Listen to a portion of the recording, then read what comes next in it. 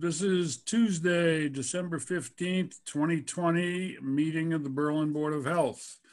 As a preliminary matter, please note that this meeting is being recorded and that some attendees are participating by video conference. My name's Paul McKell, Chair of the Board of Health. Please let me confirm all members and persons anticipated on the agenda are present and can hear me. Sue Regera. Here. Bob Wheeler. Here. Bill Brookings. Present. Donna Trailer. Here. Okay. At the moment, I don't have any outside anticipated speakers that I am aware of. If they show up, we will certainly welcome them. I call this meeting to order at, I have 7:03. This open meeting of the Berlin Board of Health is being conducted remotely consistent with Governor Baker's executive order of March 12, 2020, due to the current state of emergency in the Commonwealth due to the COVID-19 virus. Specific information and the general guidelines for remote participation by members of the public and/or parties with a right and/or requirement to attend this meeting can be found on the Town of Berlin website at www.townofberlin.com. In order to mitigate the transmission of COVID-19 virus, we have been advised and directed by the Commonwealth to suspend public gatherings, and as such, the governor's orders suspend the requirement for open meeting law to have all meetings in a publicly accessible physical location. Further, all members of the public bodies are allowed and encouraged to participate remotely. The order allows public bodies to meet entirely remotely, provided reasonable public access is afforded to the public, afforded so that the public can follow along with the deliberations of the meeting.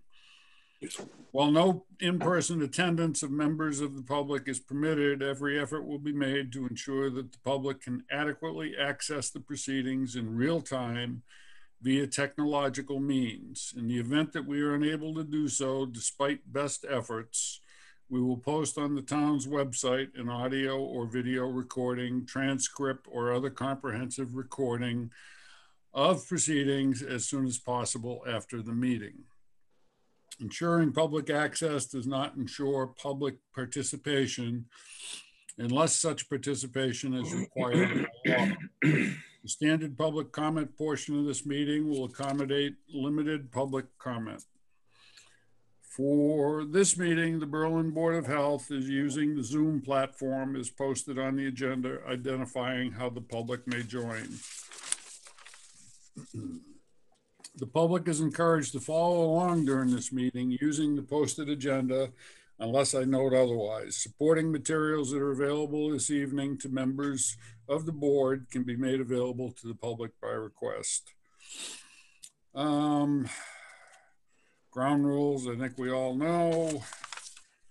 So with that, I'd like to get the meeting going. The first item on the agenda. And I think we will, well, the first article on the agenda is vehicle removal update. And the update I can provide on that is that there has been no removal and no contact with Chief Galvin, either from the party or from the tow company. I subsequently left a message this afternoon with the attorney stating that about 10 days ago, I was told that the tow company would be in touch with Chief Galvin. That has not happened. And that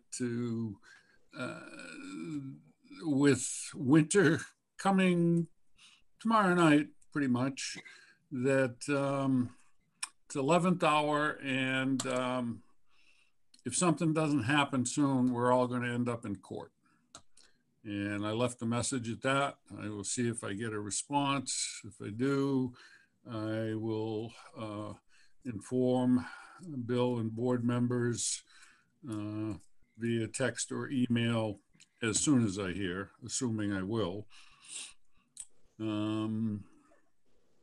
One other thing, it's not on the agenda, but the DEP has temporarily removed the public water supply designation from the Tataronis well, which is shared with the former On the Tracks. It's something that can be renewed, but it is currently in an inactive status at this point.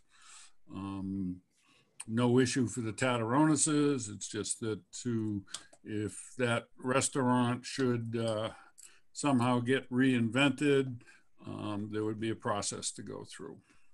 Okay. Any questions on those two items? No, sir, not for me. Okay. Bill, I'm going to pass. Bobby? Nope. No, okay.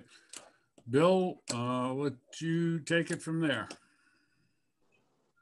Hi All there. right, and I don't have the agenda right in front of me, but I think scheduling a variance hearing for Lot 3, Lot 3, Sawyer Hill Road. That is Yep. the Plastridge property.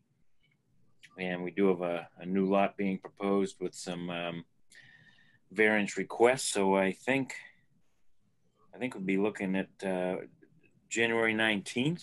Is that the second? That would be correct. That'd be the second meeting in January, yes. So if that works for everybody, I will post a hearing notice and get that to engineer and owner for January 19th at 7:30 p.m.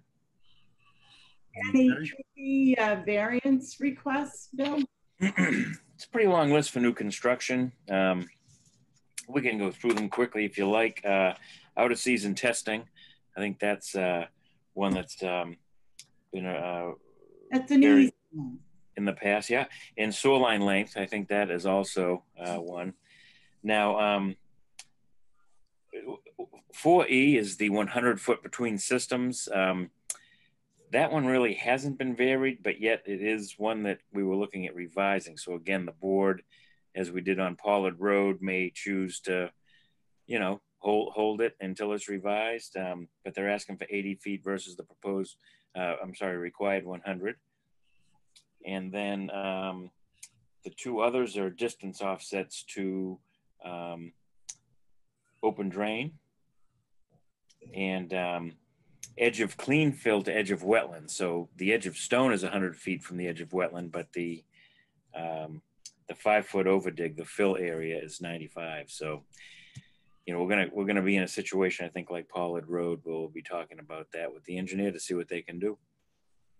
Okay, So I'll put that down for the 19th at 7:30. you got it?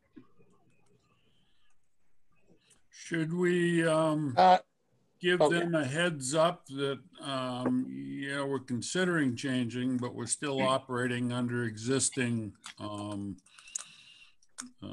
requirements?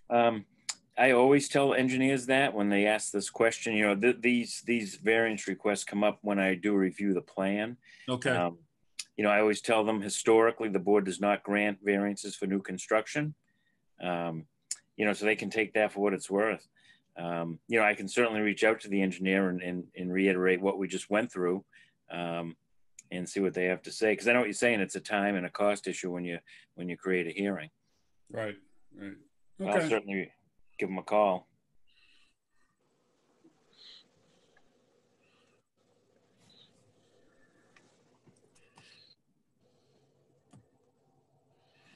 And what do we have next? Highland Street? 128 Highland Street upgrade. Yep, this is an existing home. They did an upgrade back in 09. And it was never fully signed off. I was waiting for an engineer's as-built for quite some time. I did get that. But there's a question about bedrooms on the existing home. As you know, the code says we have to use the existing permit on record for design flow. Right.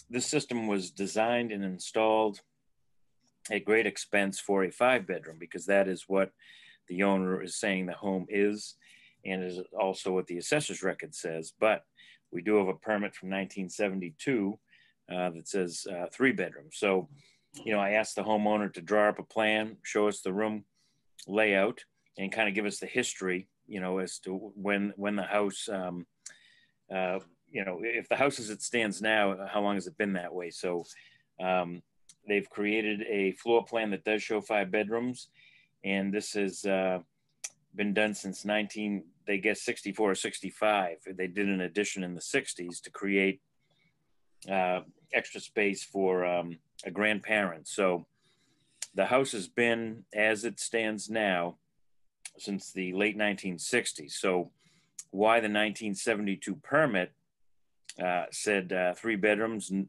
know, no one can really explain, because we're not privy to any conversation that may have occurred at that time. So the homeowner would obviously like the board to respect the house as a 5 bedroom, where it does have a 5 bedroom system.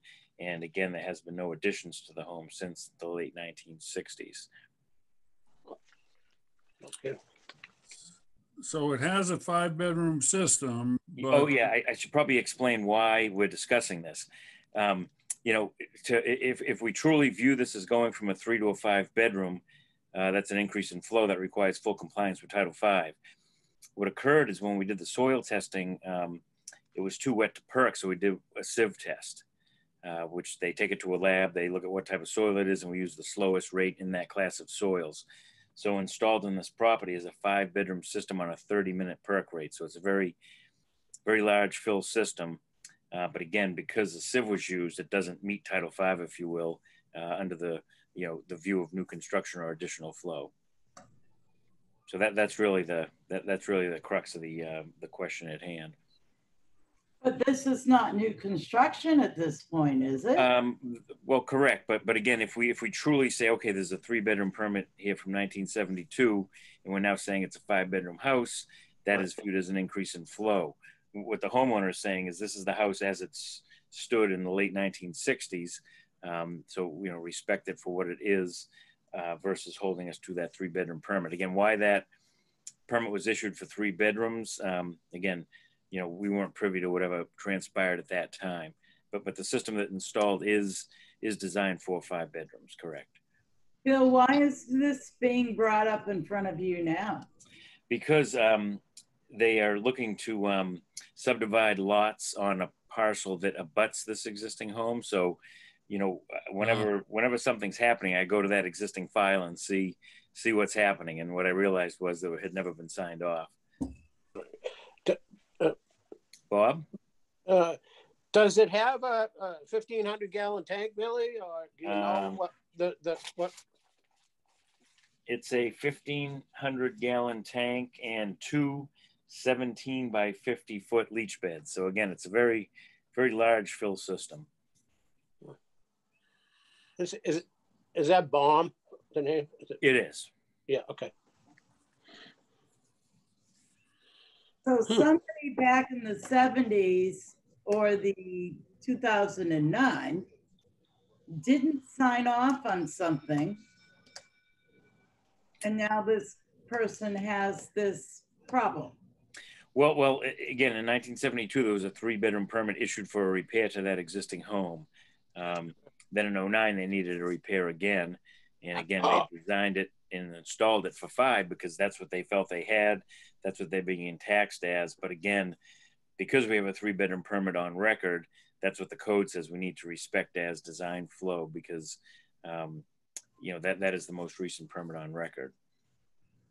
But again, the system that's in is mathematically able to handle you know, a 5 bedroom flow. And that was a totally new upgrade in 2009. Yep, from house to all the way out. Okay. 1,500 gallon tank, and again, 2 17 by 50 leach beds. Just when you thought it couldn't get any stranger. Right. Well, Bobby? I was just trying to figure something out. That's all. So they're getting taxed on a 3 bedroom, but it's going to go up to a 5? They've been, and again, this doesn't necessarily have a bearing on what our code says, but they've been paying taxes on a 5 bedroom, and the assessor's card that I did pull does say 5 bedrooms. Oh, okay. Huh. Sounds like it's big enough, but yeah. Now, if they subdivide, do they still have to prove a reserve, Billy? Well, this actually, the land that contains the house is already a separate parcel, has been for, Okay. it predates the change in 95. Yep. So that wouldn't be triggered. And it's a good system anyway. Yeah, great. So that might work, right?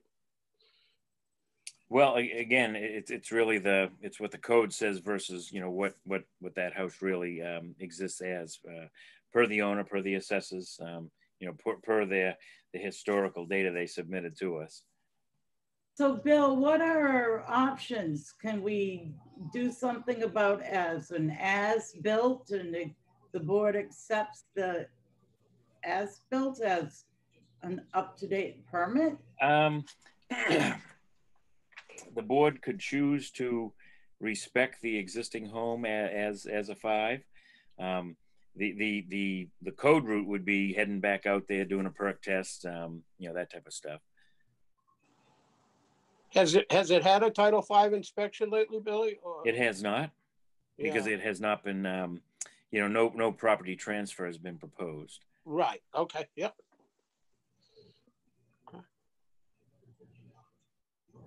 The new test would involve perk and so forth.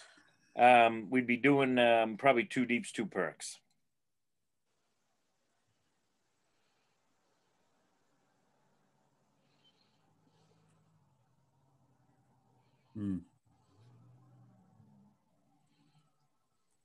All because of some paperwork snafu. Well, again, not knowing why that permit was granted for 3. You know, the agent, the board, the owner, you know, whatever transpired then to design, It's a or at mystery. least put that number on the permit is unknown. You know, for example, Bolton, someone in this predicament, you know, they look at the system, they look at the house, that they have, you know, allowed people to respect their existing homes for a greater number of bedrooms than the permit stated, based on, you know, if there hadn't been additions since the system put in. Because again, we can't really say what transpired when that permit was issued, why they called it a 3 versus a 5. Years ago. Yeah, long time. As far as we know, there have been no building additions to this property. Yeah, we can run that by the building department, but according to the owner's records, again, they did an addition in the late 60s and then did that system in 1972. Okay.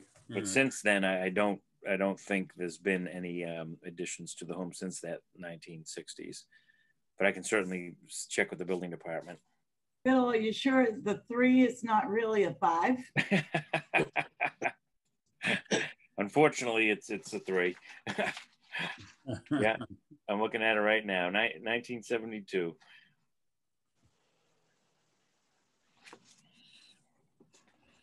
Okay, fun. What do you suggest?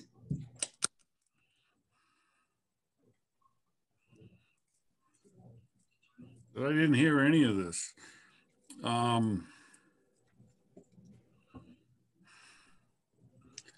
mean, if the system is designed for 5 bedrooms, I mean, trying to catch up with lost paperwork, lost individuals, lost signatures is, in my mind, likely to be futile and a waste of energy. If it's, in fact, a 5-bedroom house and it has a 5-bedroom system, I personally don't think I see the need to, assuming, do we know who put in the system, Bill? The 5-bedroom or the 1972? The 5-bedroom. The 2000. Paul Wheeler. Okay, so it's somebody local, not mysterious. And we have those plans, right, And Billy? it actually looks like Roger Wheeler put in the 72 system. So same family. Yeah, Yeah. yeah. And I guess just barring that there haven't been any additions to the building since the 60s. Yep.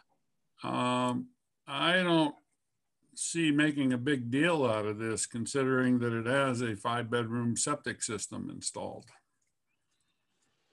Well, I can verify that with the building department. How are the other members on that? Okay. I'm very good. I'm ready to make a motion. Is this something that calls for a motion? No, Well- it's gonna come next meeting. It would need to, if the board is okay with that, just verify that the board's accepting the 5-bedroom flow for the existing dwelling based on the historical data presented by the owner. And again, I'll confirm the addition history with the building department. Let's do this. Bill will confirm that. You'll touch bases with me, and I'll get hold of both Bobby and Sue, and just to confirm what it appears to be at this point. Okay. Should something, some anomaly appear, then we'll be discussing this at the next meeting again. Does that sound fair enough? Yep. Okay with me, yes. Okay. with me.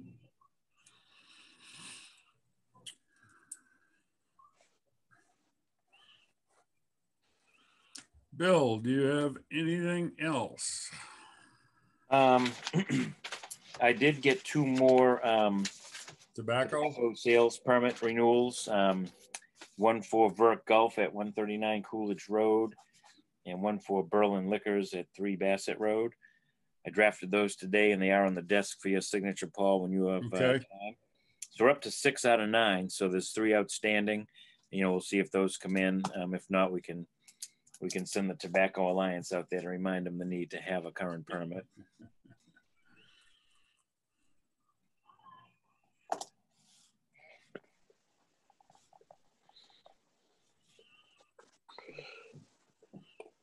Excuse me. Yeah, I think that was it. No Title V inspections. Okay, things are pretty quiet. Haven't heard any mask complaints. I've had one in a local business. Again, I don't think we've been discussing first offenses in a public forum, so I can text the board or let you know where that was, and you can choose to stop by randomly if you choose to. But I did speak to the owner. They didn't agree with the mask order, and I said that's fine, but it's in place and it must be adhered to. Was it a gas station? No. Well, it's a state rule right now, right, Billy? It's a governor's advisory, is however you Okay. want to take that, but it's a requirement. I mean, in Yeah. theory, we do have the right to fine. So to me, that's an enforceable advisory, if you will. Whatever you call it, it's in place. Yeah. And it's serious. It needs to be adhered to. Yeah, I think Thanksgiving has been a generalized lesson if people are at all cognizant of what's going on and paying attention. I mean, there is, in my conversations with Margaret, and I'm sure you're all aware, I mean, there's a certain amount of COVID-19 fatigue going on, and I'm tired of it. Everybody's tired of it. Right, but we still got at least I remember my mask when I get out of my truck and go to the store. And I right. went through a period of time where I'd be halfway there and go, "Oh, damn, I forgot my mask." But I still do that. it's become more automatic with me. Mask, keep your face warm. Well, I had a dental assistant tell me that today when I was having my teeth cleaned, that she actually likes it because her nose freezes in the winter. So now when she's outside, she feels a lot better. You got to look for the silver lining, I guess. Yep. Um, Speaking of silver linings, how about the snowstorm? Did you catch the latest, Paul? Yeah. Thank you, Sue, for bringing that up. I was going, yeah. I'm going to talk to Dave Smith, but they are talking 10 to 15 inches of snow. Evidently, the storm is tracking a little further north than what they were originally thinking. Starting tomorrow night and going into noontime, midday Thursday. And we probably all got the email from Mary Arata asking if we want to shut the transfer station down for Thursday, and the different mediums that would assist us in getting that announcement out. And I'm thinking it's probably a pretty good idea. I agree. Even if it's light, fluffy snow, that's still, you know, it's not like we're overstaffed on highway with drivers and trucks and all that. And public safety comes first, and, you know. All it's going to take is one or two people that aren't quite paying attention at the transfer station and either have Absolutely, there's a safety issue for patrons of the transfer station. That's right. There's too many slip and falls and vehicle, whatever. So if I agree. The board consents, I'm going to go ahead and say that we close on Thursday and you know, reopen for Saturday. Okay. I think that's a good way to get ahead of it. That's a done deal. And it takes the pressure off the highway department, you know. Exactly. And roads come first. Yeah. Where we have this kind of notice and they're forecasting the size storm they are, I think it just makes sense. You know, if it was 3 to 6 or something, it might be different, but you know, they're talking a major storm. So I agree. I guess we had some talk or chatter somewhere on one of these Neighbors Connect about the last one, that sloppy storm that you couldn't even deal with anyway, you know, about it not being open. And I'm like, come on, you couldn't even drive. Well, there was one complaint. It was an individual who evidently loaded his pickup truck at somewhere around 1:30, 2 o'clock in the afternoon during the teeth of the storm. Right. And drove to the transfer station to find it closed. And he was mildly upset, and thankfully Peggy Sardell got on and pointed out that the roads and public safety come first, transfer station comes second, and this individual reconnected on Facebook and said, "Oh, okay, that makes sense." Oh, cool. You know, so no harm, no foul. It's just that how some people don't think things through, you know, and that can happen. So would we put up a sign closed Thursday, Paul, or change one of the signs? Well, we're gonna put it on the Blinky sign. Tomorrow, yeah. Probably post it on Berlin Neighbors Connect. Let me see. Mary Arata had some. Put a sign up right at the gate. Yeah, we should do that as well.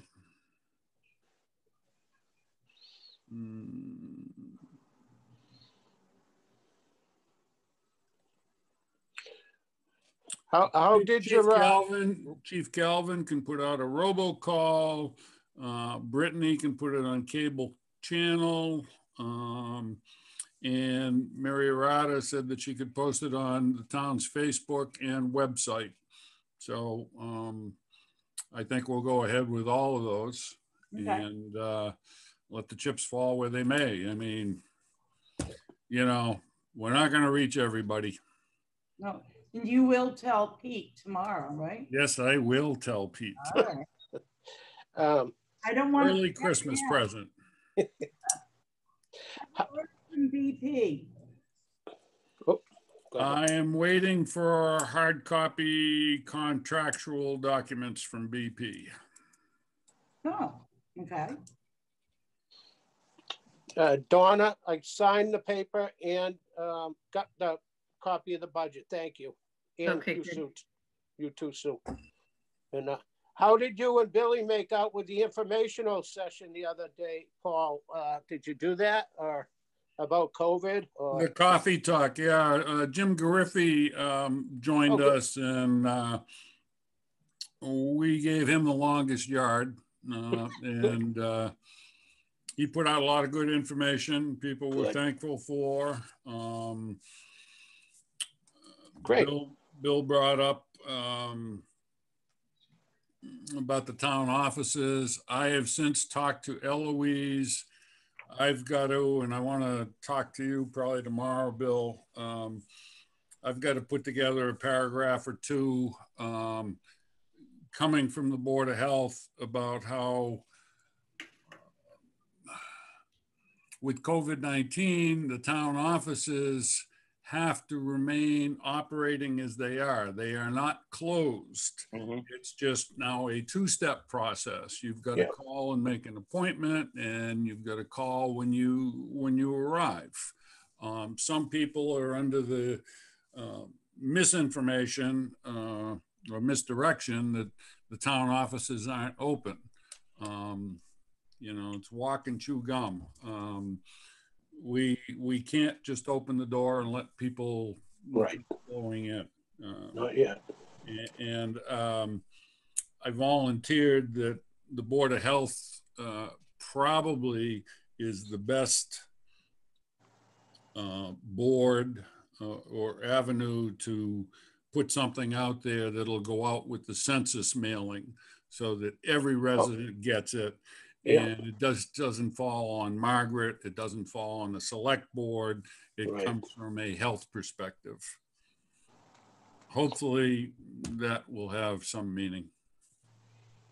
Very good. For most people it will. For some, Yeah, right. Takes all kinds. And last, Bill, yes. please. Well, just wanted to say that I don't know how about other departments, but the green Dropbox seems to be working out for me. You know, people can drop things off if they need my signature. I sign them and call them, and I just tape them on the front door, and they can pick them up. So, you know, business is certainly occurring. It's just a different pathway. Right. And one of the things that came out in that coffee talk was that, you know, we have a decent chunk of our population that's not technologically connected. So that this information has to be put out through various channels. And I talked with Margaret. She's put together a kind of a communication protocol list, you know, Powder House News, cable TV. We'll exercise all the avenues that are available, and hopefully that will reach the majority of the population. You know, it's life, and undeniably somebody's going to get missed, but all we can do is what we can do, but we can be certainly more widespread in terms of our attempt of communicating to people. You know, we don't have a local newspaper. Yeah, I can go in the item, but not everybody gets the item, and you know, so forth and so on. So it's kind of a shotgun approach, and we'll get what we get. So that's the direction we're going. Very good. Speaking of communication. I'm sorry?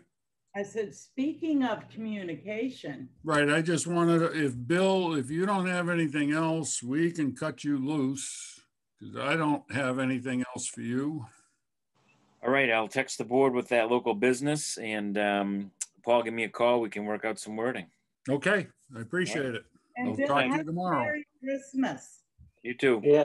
Yes. If we don't see you, Billy, have a Merry Christmas, but You too to everybody. hopefully we'll catch you. All right, have a good You one. still hitting the office once in a while? Well, yeah, I'm there at least Tuesday and Thursday, sometimes more often. It's a great place to get some work done. I end up well, I shouldn't say this, but I head over there after Donna on Fridays, and place as mine, so I get a lot done. There you go. Very good.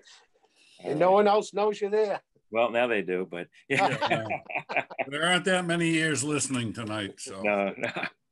All right, good night. All right, Bill, have a good night. You too. Thank you. All right, just, I think it's the last Board of Health thing.